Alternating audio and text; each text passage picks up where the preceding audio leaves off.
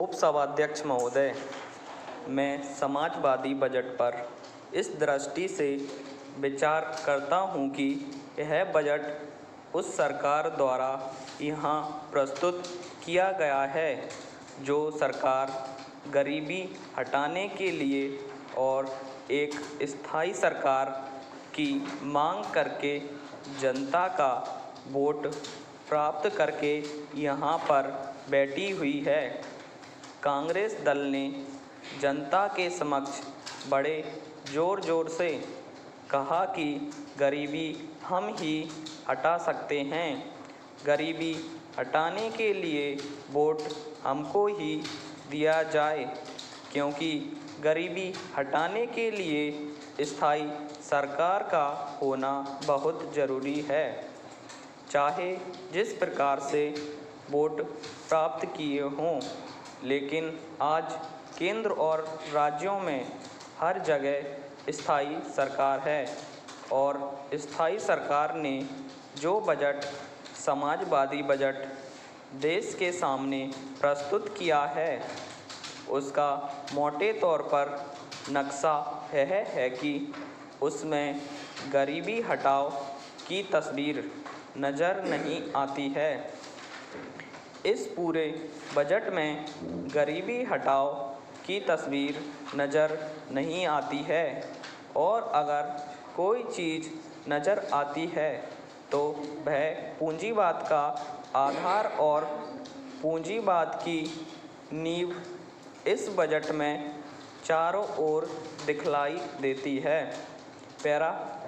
माननीय वित्त मंत्री जी इस बात को स्वीकार करेंगे कि पूंजीवाद की नींव और पूंजीवाद का आधार इस बजट का है। इस बजट में डायरेक्ट टैक्स और इनडायरेक्ट टैक्स का अनुपात 1 और 10 का है, और इनडायरेक्ट टैक्सों का नतीजा यह हुआ है कि चीज़ों के दाम बेतहाशा बढ़े हैं और उनसे साधारण व्यक्ति बहुत प्रभावित हुआ है। साधारण उपभोक्ता प्रभावित हुआ है। चीज़ों के दाम बढ़ने से पूंजीपतियों के ऊपर कोई भी असर नहीं पड़ा है।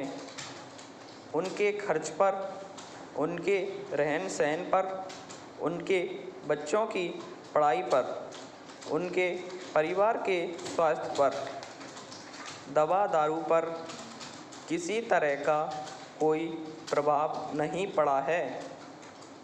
इसका प्रभाव तो केवल गरीबों के ऊपर, आम जनता के ऊपर, आम उपभोक्ता के ऊपर और आम कंज्यूमर्स के ऊपर पड़ा है। महोदय, कुछ माननीय मित्रों ने कहा है कि अगर हमारी अर्थनीति का कोई आधार है जिससे हमारी प्रगति की गति आगे बढ़े तो वह है लोहा। हमसे चीन बाद में आज़ाद हुआ। हमारा और चीन का स्टील का उत्पादन लगभग बराबर था, लेकिन आज चीन का उत्पादन 2 करोड़ टन है, जबकि हमारा 60 लाख टन है।